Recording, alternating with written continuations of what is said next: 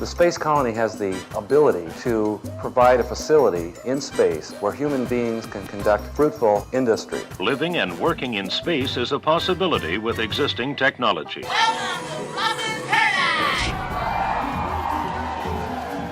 Welcome to the White Lotus in space. How was your flight?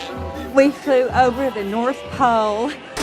It has been the dream of many for more than a century, with half of that leading towards a reality of space tourism. Oh, that view is tremendous. It's one small step for man. Take us space! For thousands of years, humans have looked up at the night sky and wondered what's out there. Space once felt unreachable, something only seen through telescope or imagined in science fiction. Then came astronauts, rockets, and moon landings. But today, a new chapter is being written, not by governments alone, but by private companies and ordinary people with extraordinary dreams. This is space tourism, a bold idea that turns outer space into a destination. In this video, we will explore what space tourism is, how it is used, why it's growing so fast, and why it is considered an emerging technology. Space tourism is the concept of commercial space travel for leisure or personal experience. Unlike traditional space missions focused on research, defense, or exploration, space tourism is designed for paying customers who want to experience space firsthand. These travelers, often called space tourists, do not need years of astronaut training. Instead, they undergo short preparation programs before boarding spacecraft operated by private companies. There are two main types of space tourism. First is suborbital flights, where passengers experience weightlessness and see Earth's curvature. Second, orbital flights, where tourists travel around Earth and stay in space for several days. This shift from exploration to experience marks a huge change in how humanity uses space. Space tourism is considered radically novel because it completely redefines who can go to space. For decades, space travel was limited to highly trained astronauts representing governments. Now, private individuals can travel beyond Earth's atmosphere simply for adventure. Instead of focusing on experiments or national pride, space tourism emphasizes personal experience, leisure, or commercial opportunity. This change transformed space from a distant scientific frontier into a place humans can visit. That's why space tourism represents a major shift in how space travel is perceived and utilized. Although space tourism is still in its early stages, it is already being used in meaningful ways. First, suborbital tourism flights allow passengers to experience a few minutes of weightlessness. During this time, they can float freely and view Earth from space, an experience often described as life-changing. Second, orbital missions have allowed private individuals to stay aboard space stations, orbiting Earth multiple times per day. Third, space tourism helps companies test new technologies, especially reusable rockets and automated safety systems.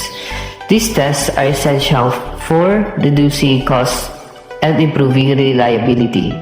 So while it may seem like luxury travel, space tourism also plays a key role in advancing aerospace technology. One of the defining characteristics of space tourism is its relatively fast growth. Private companies such as SpaceX, Blue Origin, and Virgin Galactic have conducted multiple successful test flights in just few years. Investments continue to rise and public interest keeps growing. This rapid progress is driven by competition among private companies, advances in reusable spacecraft, growing demand for unique experiences. Compared to traditional space programs that took decades to develop, Space tourism is evolving at impressive pace. Space tourism demonstrates coherence, meaning it develops in an organized and logical way. It combines several interconnected elements such as rocket engineering, reusable launch system, passenger safety technology, and commercial business models. Rather than random experimentation, the industry follows a clear path from early test flights to regular commercial operations. Cooperation between governments and private companies also helps establish safety standards and regulations. This coherence shows that space tourism is not a passing trend, but a technology with long-term direction.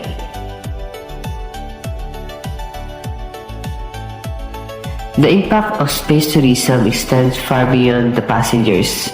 Economically, it strengthens the space industry by creating jobs in engineering, tourism, manufacturing, and research.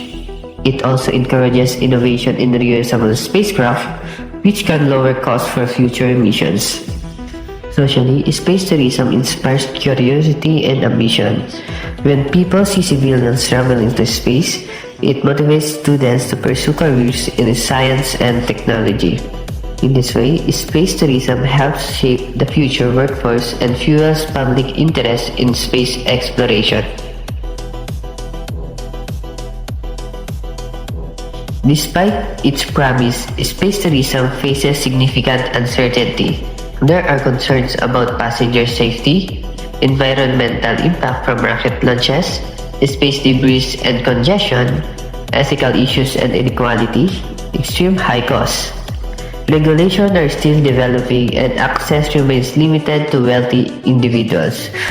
These unresolved issues create uncertainty about how space tourism will evolve in the long term. Space tourism should be considered an emerging technology. It shows radical novelty, rapid development, strong coherence, and major potential impact. At the same time, it remains in an early stage, facing challenges in safety, regulation, and accessibility. As technology improves and costs decrease, space tourism may one day become more inclusive, bringing humanity one step closer to the stars. The future of travel may not be across continents. It may be beyond Earth itself.